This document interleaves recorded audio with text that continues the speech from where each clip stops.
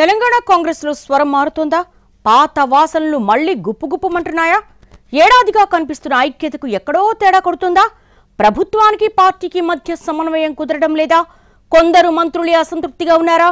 Seniors ఆవేదనలో అర్థం ఉందా? పార్టీలో అసలేం జరుగుతోంది? నాయకులు కోరుకుంటుందేంటి?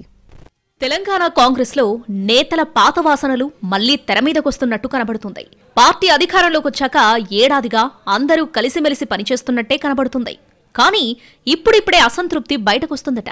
పైకి కనిపించే వాళ్లు కొందరైతే లోలోపల మదన పడుతున్న వాళ్లు ఇంకెందరున్నారన్న చర్చ మొదలైంది పార్టీ వర్గాల్లో.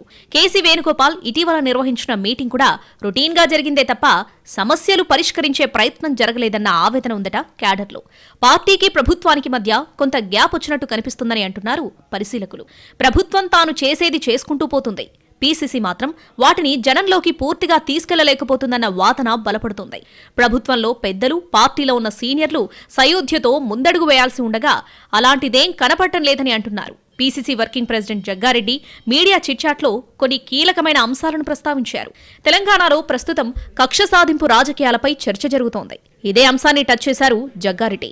గతంలో కాంగ్రెస్ సీఎంలు ఎవరూ కక్ష సాధింపులకు దిగలేదంటూనే కేసీఆర్, రేవంత్ రెడ్డి పేర్లను మినహాయించారు. అంటే ఆ ఇద్దరే కక్ష సాధింపు చర్యలకు దిగుతున్నారా అని అర్థం వచ్చేలా మాట్లాడి ఉండవచ్చంటున్నారు పరిశీలకులు.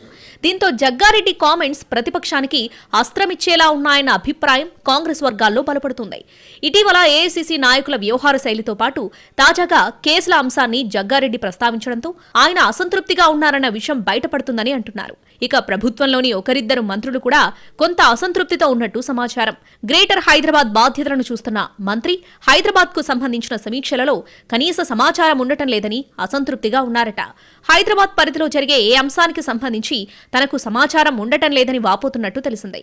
సీఎంఓలో ఉన్న ఓ అధికారి పేరు చెప్పి అంతా నడిపించేస్తున్నారని అభ్యంతరాన్ని వ్యక్తం చేశారట ఆయన.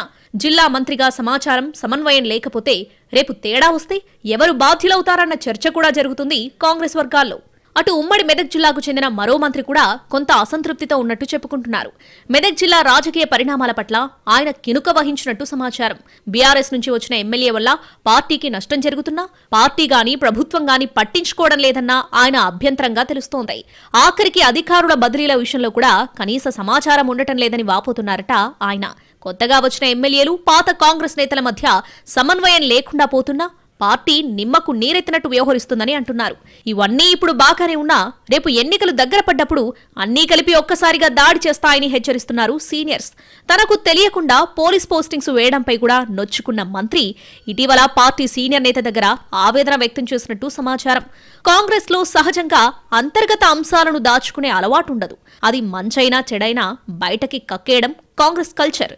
ప్రభుత్వం వచ్చిన ఏడాదిలో అంతా కలిసిమెలిసి పనిచేశారు. కానీ జరుగుతున్న పరిణామాలు మాత్రం ఆందోళన కలిగిస్తున్నాయట. వీటిని ఇప్పుడే సెట్ చేసుకోకుంటే భవిష్యత్తులో తల బొప్పి కట్టే ప్రమాదముందంటున్నారు పరిశీలకులు. పార్టీకి ప్రభుత్వానికి మధ్య ఎంతవరకు సమన్వయం కుదురుతుందో చూడాలి మరి.